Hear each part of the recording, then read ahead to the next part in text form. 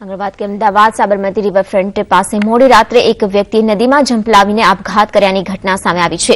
ખોખરા વિસ્તારમાં રહેતા રવિ શાહ નામના વ્યક્તિએ માનસિક ત્રાસથી કંટાળી આપઘાત કર્યો હોવાનું જાણવા મળ્યું છે।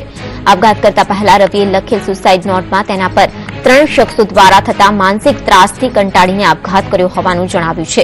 સુસાઇડ નોટના આધારે રિવરફ્રન્ટ પોલીસે વધુ તપાસ હાથ ધરી છે।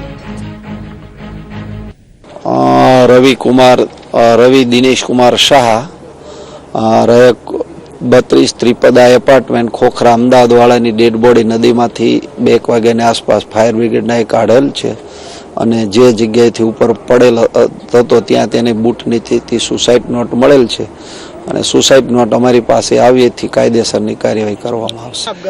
રબારીઓના 3-4 ભાઈઓ છે એ બધા ભેગા થઈને મારા છોકરાને એ કરતા 4-5 દિવસથી મારો છોકરો મારી જોડે બોલતો નથી, ચાલતોય નતો, આખો દાડો બહાર પડ્યા કરે ને એ લોકોના ત્રાસથી મારા છોકરાએ સુસાઇડ કરી।